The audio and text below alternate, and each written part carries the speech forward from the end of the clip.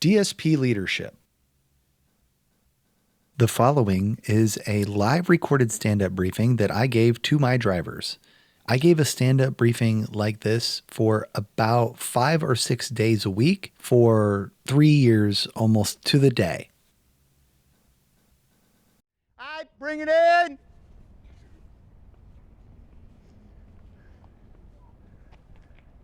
Volume count is going down, and it will go down for some time, but we gotta keep the drivers, right? So what'll happen is most likely your vans will not be as full, and that's so that they can create more routes. This is typically what happens in this period between October and November. It's really low volume, right?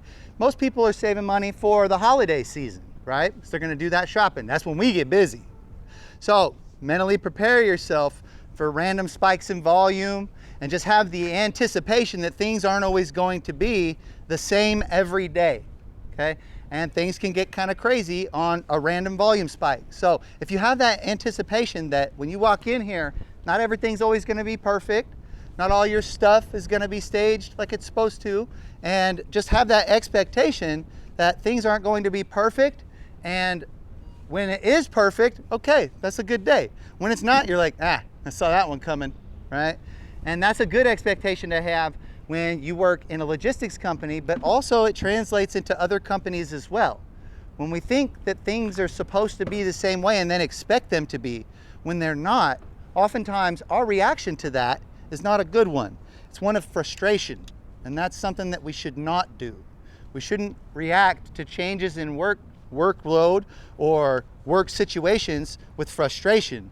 When you notice yourself getting frustrated and you're out there in the field and you're just upset about something, what should you do?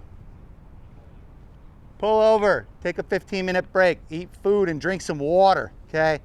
That's what I don't know too many people who are angry after they ate a good meal, right? You know that, it makes us feel good. And so replenish that energy reserve you got, throw your phone on a charger and take a break, get your mind off of work for just a couple minutes, and then time to get back to the grind.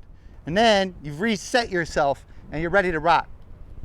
When you get stressed out and frustrated, that directly translates to unsafe driving, okay? Especially after loadout, that's when speeding events happen on the way to the first stop, because our mind ain't on our job, is it? It's on that stuff that already happened.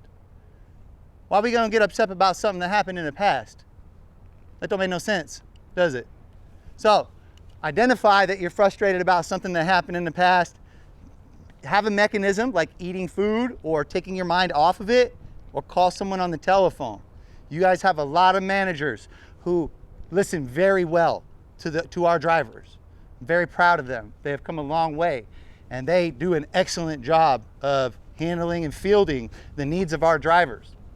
And I would hope that you would recognize that, and when one of you are in a leadership position, whether that be here or somewhere else, that you employ those values on those people that are gonna be following you. And don't think it ain't gonna happen. Each of you are gonna become a leader. You don't even know it yet, okay? One day you're gonna turn around, look behind you, there's gonna be a whole bunch of people following you. You're gonna be like, how the heck that happened? You wanna know how that happened? Because you were following a leader and not a boss.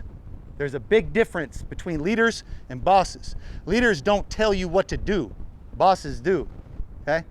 So identify the leaders and then follow them, and then you will become a leader. You guys have any questions? You know what to do. Have a safe day, go to your vans. Don't forget to eat food, drink water, and deliver smiles.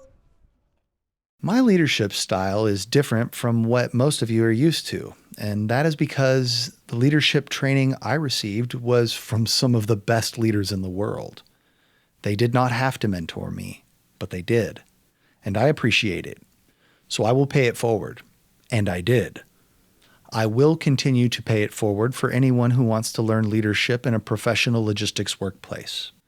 I chose to have a personal relationship with each of my drivers and staff members.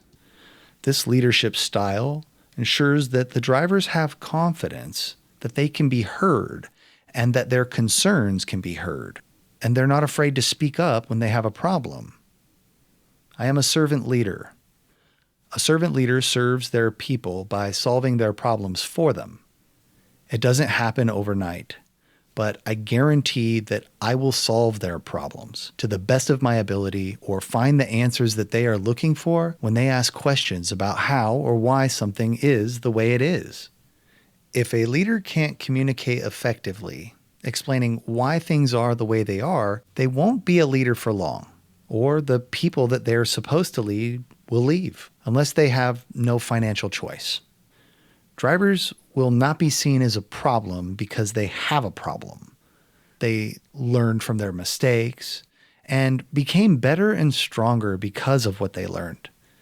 Mistakes that happened yesterday aren't mistakes that happened today or tomorrow.